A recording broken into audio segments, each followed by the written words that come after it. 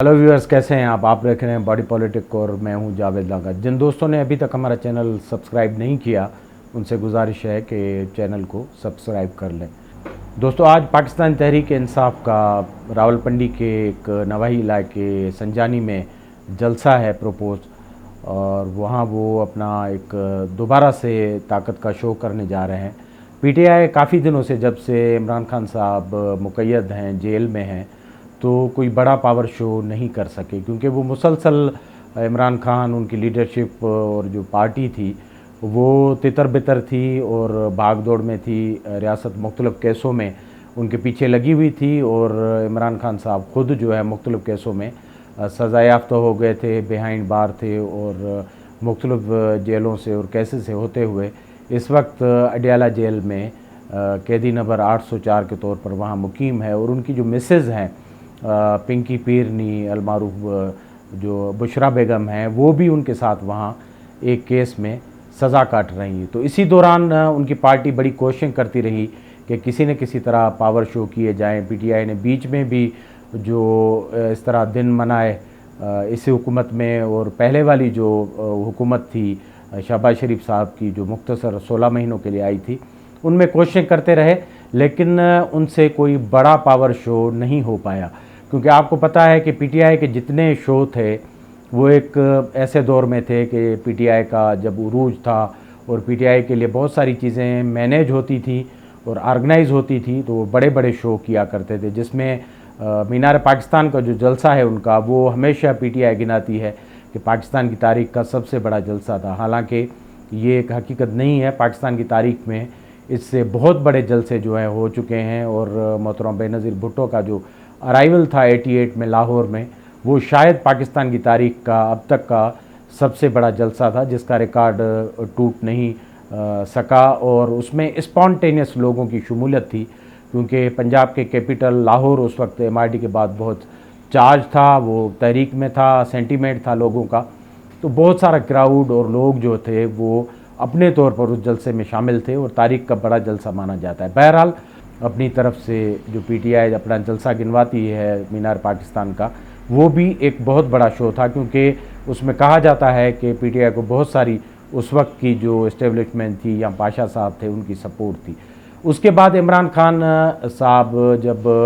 नवाज शरीफ की हुकूमत के ख़िलाफ़ जलसे किया करते थे और धरने दिया करते थे, तो उस वक्त भी उनके शो क्राउड के हवाले से, मैनेजमेंट के हवाले से, और उसमें जो रिसोर्सेज खर्च होते थे उनके हवाले से बड़े ही पावरफुल समझे जाते थे। लेकिन वो भी एक उनके जो राइज़ का और उरूज का दौर था। और आल टुगेदर आज की जो सूरत हाल है वो बहुत ही मुख्तलिफ है, क्योंकि पीटीआई गुज़िश्ता महीने 22 तारीख को अगस्त को तरनोल के मकाम पर एक बड़ा जलसा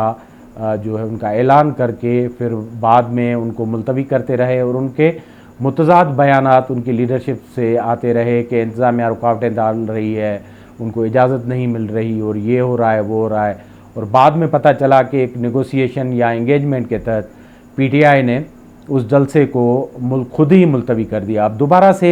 उन्होंने आज जलसे का ऐलान किया है। तो ये जलसा इमरान खान के लिए और बहुत सारे जो हवालों से पीटीआई के लिए एक टेस्ट केस है।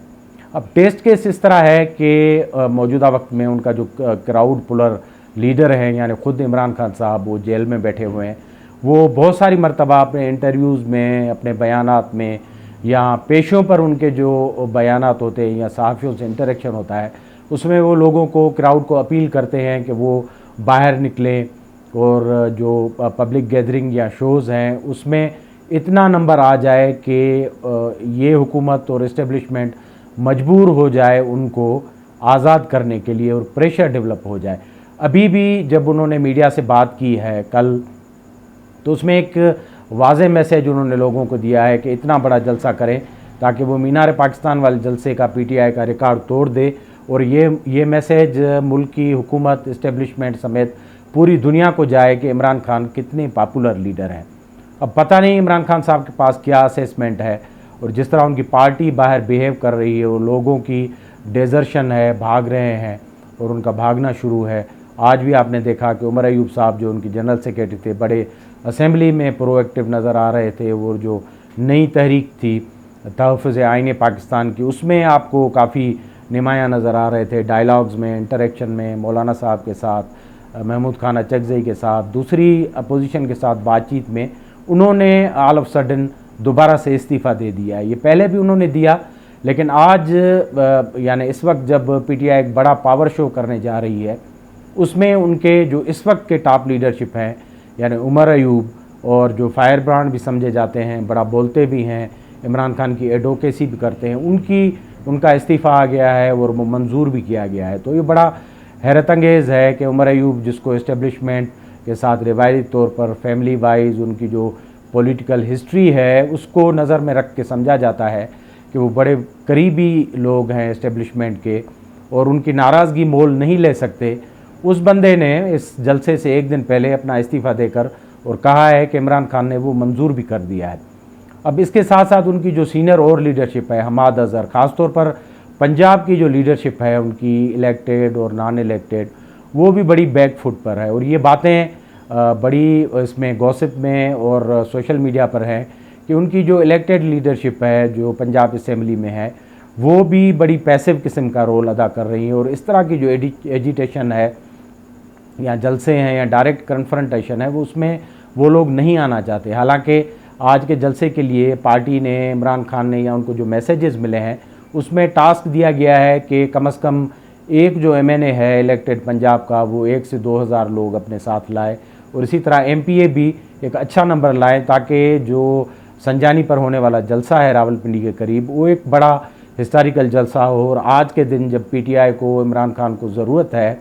तो एक मैसेज जाए। लेकिन लग इस तरह रहा है, जो खबरें आ रही हैं, कि बड़ा जो है वो ल्यूक वार्म किस्म का एक रिएक्शन है पंजाब की जो इलेक्टेड लीडरशिप है, क्योंकि आपको पता है ये लोग बड़े पैसे खर्च कर कर असेंबली में आए हैं और इनको हुकूमत के साथ बना के रखना है। जो तरक्याती मंसूबे हैं, उनके हल्के हैं, पैसे पीएसडीपी के थ्रू या बाकी जो इसकी स्कीमात हैं, वो हमेशा हुकूमत वक्त के पास होते हैं। और पंजाब की हुकूमत आपको पता है मुस्लिम लीग नवाज़ के पास है और उनको मरियम नवाज़ लीड कर रही हैं। तो अपोजिशन के जो एमपीएज़ हैं, उनकी फ़ंडिंग और उनके अपने हलकों में मुतहरिक होने का दारोमदार सिर्फ़ और सिर्फ डेवलपमेंट और बाकी जो उनसे जुड़े हुए काम हैं उन पर है। अगर वो कन्फ्रंटेशन में आएंगे और इस तरह हुकूमत या रियासत के ख़िलाफ़ एक एग्रेशन का मैसेज देंगे, तो बहुत एक बड़ी मेजॉरिटी 80% लोग ये समझ रहे हैं कि उनका जो हुक्का पानी है, जो पीएसडीपी के थ्रू या हुकूमती मरात और कामों के थ्रू आता है, वो रुक जाएगा। और अब ऐसे वक्त में जब पीटीआई एक पार्टी के तौर पर मुतहरिक नहीं है, कि स्ट्रीट जो है वो चार्ज नहीं है, उनके बड़े जो लीडर हैं वो या तो गुम हैं और उनके जो चेयरमैन हैं, साबका सरबराह हैं, वो जेल में हैं, तो इतना बड़ा रिस्क लेने की पोजीशन में पंजाब की लीडरशिप तो कम से कम नहीं आती। तो जो आज का जलसा है वो ज़्यादातर डिपेंड करता है केपीके की लीडरशिप और उनके वर्करान जो हैं उन पर। तो अंदाज़ा ये किया जा रहा है कि इस जलसे में केपीके से एक बड़ा नंबर आएगा और अमीन गंडापुर साहब जो हैं, उनके जो लीडरशिप है या वहाँ की जो पार्टी है, उनके जो रिसोर्सेज इस्तेमाल होंगे इस जलसे को जिस तरह भी बनता है। अब हर तरह से ये जलसा समझें टेस्ट केस है इमरान खान के लिए भी, क्योंकि जिस तरह उनकी उम्मीद है कि एक बड़ा पावर शो होगा जिससे मैसेज जाएगा कि इमरान की पार्टी और उनके जो वर्कर हैं अभी तक चार्ज हैं और उनकी आज़ादी के लिए, और जो जिस तरह के वो नारे लगाते हैं हकीकी आज़ादी यानी ग़ुलामी से निजात, उसके लिए एक बड़ा पावर शो कर पाते हैं, या इतना बड़ा पावर शो होगा जिससे ये मैसेज जाएगा कि एस्टेब्लिशमेंट या मौजूदा हुकूमत जो अभी काफ़ी चीज़ें अपनी ग्रिप में ले चुकी है, वो इस जलसा असरअंदाज हो जाएगा उस फैसला साजी पे, या वो बातचीत जिसके मैसेजेस इमरान खान बार बार इस्टेब्लिशमेंट को दे रहे हैं कि वो बात करने के लिए तैयार हैं, उनकी लीडरशिप भी दे रही है, तो क्या ये जलसा उस पर असरअंदाज हो पाएगा? ये एक बड़ा टेस्ट केस है। दोनों सूरतों में